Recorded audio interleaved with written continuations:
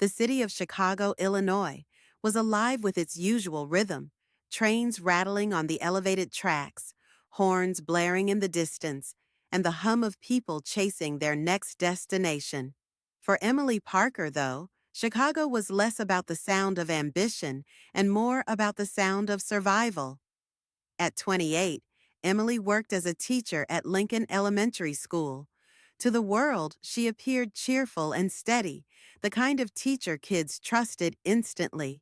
But beneath the smiles, Emily was piecing her life back together after a devastating breakup that had nearly shattered her.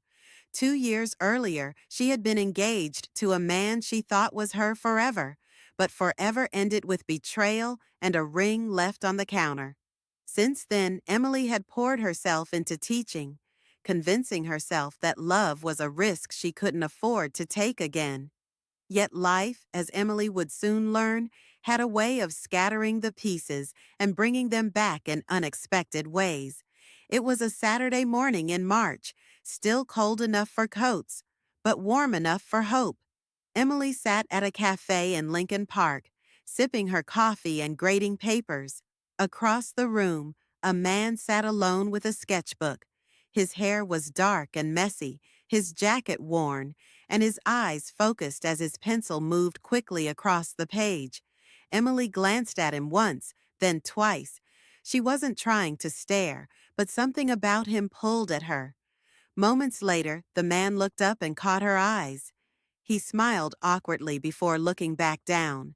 She tried to focus on her work, but curiosity won. On her way out, she passed his table and noticed what he was drawing.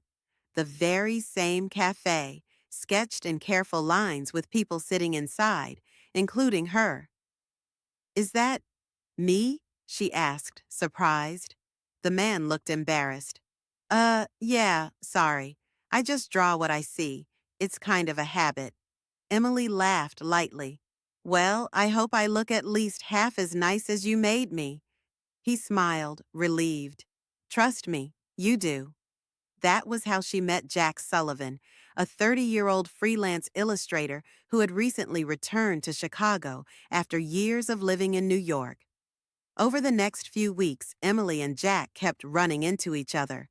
At the cafe, at the bookstore nearby, even once at the park while she was jogging.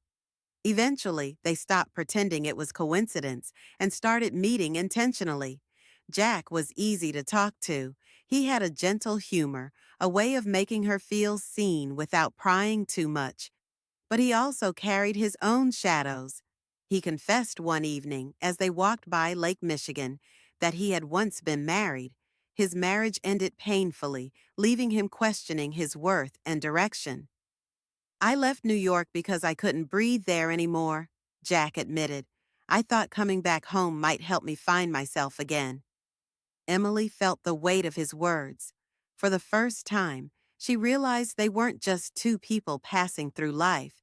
They were two broken souls carrying shattered pieces. Emily and Jack began spending more time together. Dinners, late-night conversations, quiet moments where neither needed to speak. One evening, Emily invited Jack to her classroom to help with an art project for the kids. He brought paints and brushes, and together they guided the students in creating a mural. Watching Jack laugh with the children, Emily felt something stir inside her, something she had locked away. Later that night, as they cleaned up, Jack said softly, "You know, I think these kids healed me a little today." Emily smiled, her heart catching. "Me too." But healing wasn't a straight line. The closer Emily grew to Jack, the more her fears clawed at her.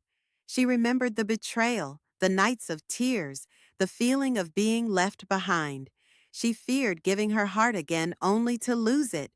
One night, overwhelmed, she told Jack, "I don't think I can do this. I don't know if I'm strong enough to trust again." Jack didn't argue. Instead, he nodded gently. "I get it. Trust isn't something you hand over. It's something that grows. I'll wait, Emily, for as long as it takes."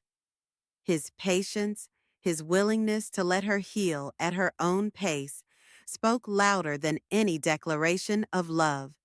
Spring blossomed into summer, and slowly, Emily realized that Jack wasn't asking her to forget her broken past. He was simply offering to stand with her as she picked up the pieces. One evening, they returned to the cafe where they first met. Jack pulled out his sketchbook and handed her a page. On it was a drawing, not of the cafe, not of strangers, but of her. She was smiling, whole, surrounded by fragments that had been pieced back together like stained glass. "I don't think you're broken," Jack said softly. "I think you're just made of pieces, and together they make something beautiful." Tears filled Emily's eyes. For the first time in years, she felt whole. A year later, Emily stood at the opening of an art exhibit. Jack's work on display, inspired by their journey. The centerpiece was the mural they had